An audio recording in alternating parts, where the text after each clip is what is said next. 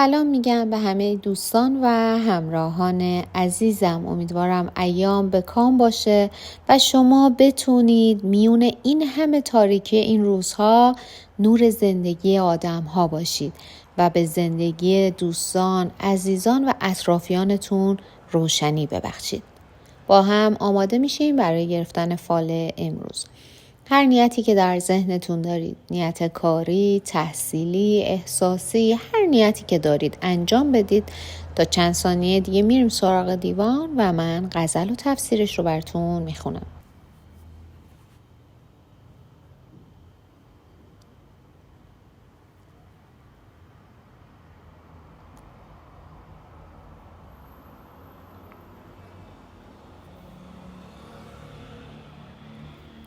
خب دوستان، اگر نیتاتون رو انجام دادین با هم ببینیم حافظ امروز چه توصیه‌ای برای ما دارن.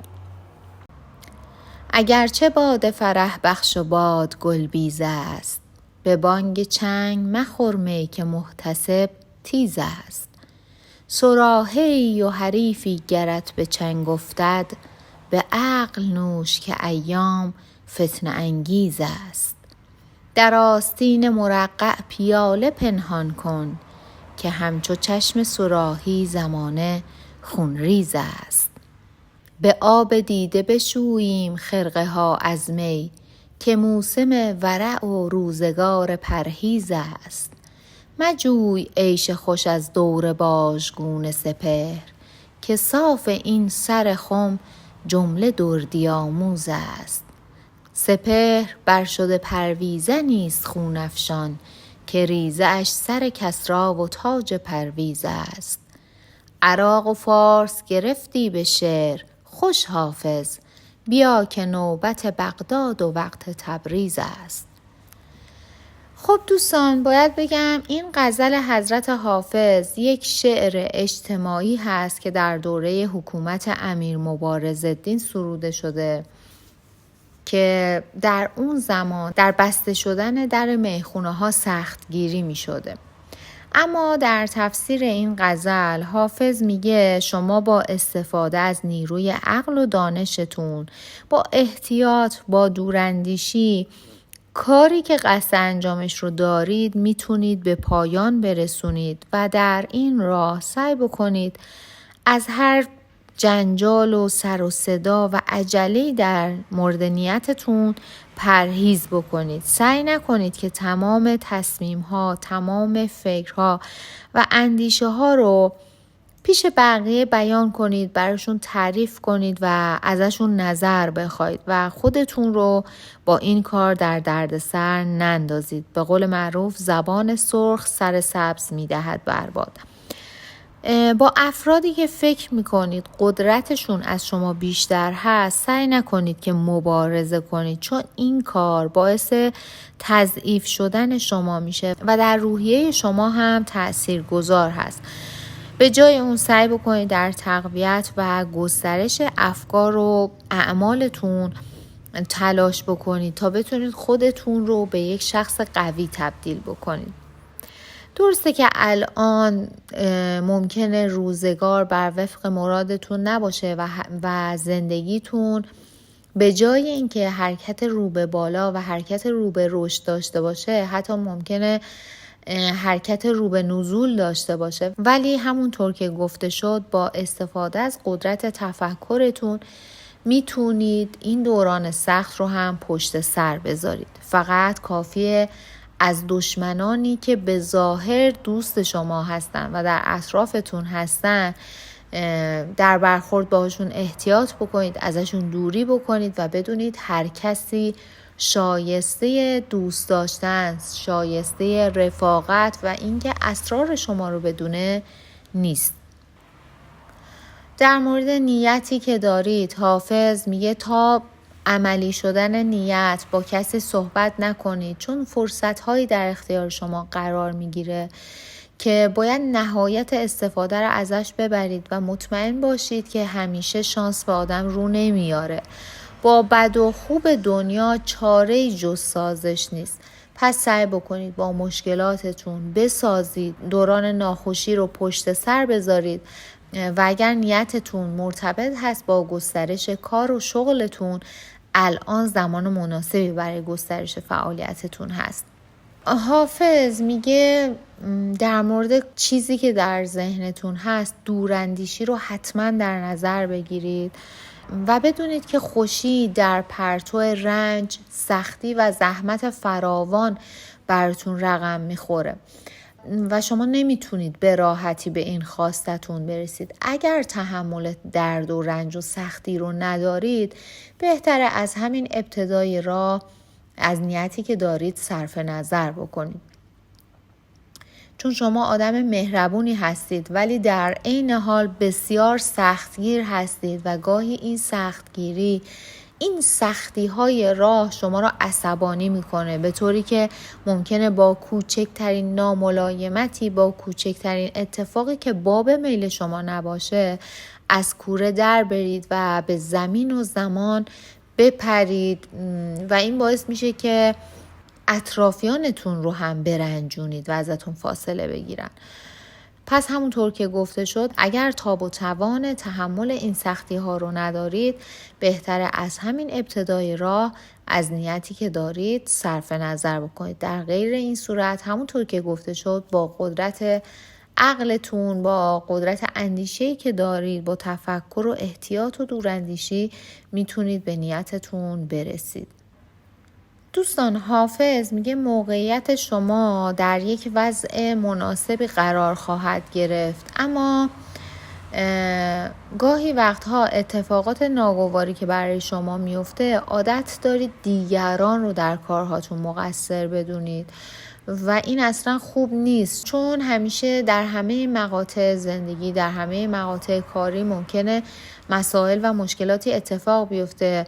همونطور که هیچ گلی بدون خار نیست، هیچ کس هم بی عیب و ایراد و بدون اشتباه نیست. قطعا شما هم اشتباهاتی داشتید و دارید و همینطور ممکنه یه سری خصلت‌های بدی داشته باشید که بقیه دارن باهاتون کار میکنن و باهاتون کنار میان. بهتره این عادت که دیگران رو در کاراتون مقصر بدونید از خودتون دور بکنید. دوستانی که نیت احساسی داشتن، حافظ میگه عشق در وجود شما هست، اما از بروز اون میترسید و واهمه دارید. در بیت 6 که حافظ میگه سپهر بر شده پرویزنی است، خون افشان که ریزش سر کسری و تاج پرویزه است، در واقع میگه زندگی دلپذیره، اما یک سر این زندگی همیشه آمیخته با درد و رنج هست. پس به جای مقابله کردن، به جای افسرده شدن، به جای ناراحت شدن، سعی بکنید قبل از هر چیز مسائلی که براتون پیش میاد رو بپذیرید. زمانی که شما در زندگیتون در مواجهه با مشکلات و مسائل پذیرش داشته باشید، میتونید راه حل اون مسائل هم برای خودتون پیدا بکنید. ما همیشه در مقابله با مسائل 2 راه داریم. اولین راه که راحت ترم هست اینه که بشینیم دست روی دست بذاریم، غر بزنیم که چرا این مشکل برای من پیش اومده و 1000 تا چرای دیگه که مشکلات ما رو هم حل نمی‌کنه. و راه دومی که مقداری سخت‌تر هست اینه که پذیرش داشته باشیم، بپذیریم. زمانی که بپذیریم مسائل رو، میگیم خب حالا این اتفاق افتاده، چه کاری از دست من برمیاد، چطوری میتونم این مشکل رو حل کنم. و اون موقع است که ما میریم دنبال پیدا کردن راه حل مشکلاتمون و رفته رفته اون مشکل رو برای خودمون اثر راه برمیداریم. افکار پریشان رو از خودتون دور بکنید. در مورد نیتتون فکر منفی به ذهنتون خطور نکنه. نیتی که دارید واقعا دور از انتظار نیست، فقط باید کمی تلاش و دقت داشته باشید و از فرصت‌هایی که سر راه شما قرار میگیره به خوبی استفاده بکنید. افکار خوبی در ذهنتون پرورش میدید، اما خودتون هم میدونید که خیلی از این فکرها در حد خیال بافی هست و قرار نیست عملی بشه. در واقع عملی شدنش دور از انتظار هست. بهتره به جای اینکه وقتتون رو صرف این خیال بافی ها بکنید، وقتتون رو صرف اتفاقات و افکار و ایده هایی بکنید که میدونید شدنی هست و برای اونها تلاش بکنید. با شخصی آشنا میشید که نصایحی برای شما داره، نصیحت‌هاش رو گوش بدید که در آینده شما بسیار تأثیرگذار خواهد بود. دوستان، در مورد شخصی که بهش علاقه‌مند هستید، حافظ میگه اون شخص هم به شما علاقه‌منده، ولی گاهی وقتا انقدر شما خودخواه میشید، انقدر بد اخلاقی میکنید و رفتار نامناسبی دارید که اون بنده خدا مجال و فرصت گفتن دوست داشتنش رو پیدا نمیکنه و گاهی وقتها میترسه اصلا از اینکه دوست داشتنش رو به شما ابراز بکنه، چون نمیدونه که شما چه برخوردی میکنید و اینکه قراره تا کجا این بد اخلاقی و این غرور ادامه پیدا بکنه. سعی بکنید اگر عشق شما واقعی هست، اگر واقعا به طرف مقابلتون علاقه‌مند هستید، این اخلاق رو از خودتون دور بکنید و قدری روی اخلاقتون کار بکنید. اطرافیانتون شما رو دوست دارن و حیفه که بخواید اونها رو ناراحت بکنید و شاید خیلی از این دوستان و آشنایانتون رو از خودتون دور بکنید. پس بهتر کمی مهربونتر باشید. افراد موفق همیشه از اشتباهاتشون درس میگیرن.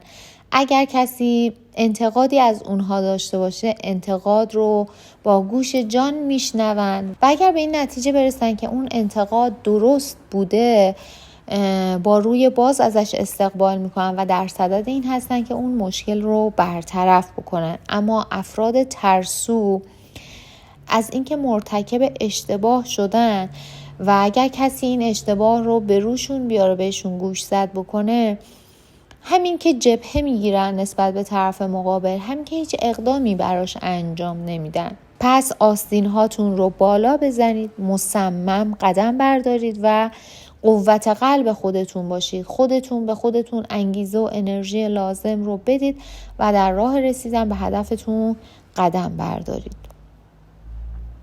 در آخر هم دوستان باید بگم اگر برای بیمارتون نیت داشتید، در حال حاضر بیمار شرایطش به همون منوالی که هست باقی میمونه و اگر برای ازدواج و طلاق نیت داشتید، باید بگم ازدواج در حال حاضر عملی نمیشه ولی طلاق اتفاق میفته. و دوستانی که نیت فرزند داشتن، باید بگم برای انجام این نیت در حال حاضر زمان مناسبی نیست، چون یه سری مسائل و مشکلات سر راه شما قرار گرفته. بهتر اول اونها رو حل بکنید و بعد از اون اقدام بکنید. از صمیم قلب سپاسگزارم که تا پایان این ویدیو با من همراه بودید. بودن شما، خوندن پیام هاتون و حضورتون در این مسیر برای من نه تنها دلگرم کننده است، بلکه یادآور اینه که هنوز هم میشه با واژه ها، با تأمل و با گفتگو نوری انداخت بر تاریکی های ذهن و دل. یادتون باشه هر بار که برای یادگیری، آرامش یا حتی یک لحظه مکث در میان روزمرگی هاتون وقت میذارید، در واقع دارید به خودتون احترام میذارید. این یعنی شما در مسیر رشد هستید و این بسیار ارزشمنده. اگر این ویدیو براتون مفید یا الهام بخش بود، حتما به ویدیوهای دیگه کانال هم یه نگاهی بندازید. شاید پاسخ سوالی که مدت‌ها در دلتون دارید در یکی از این ویدیوها پنهون شده باشه.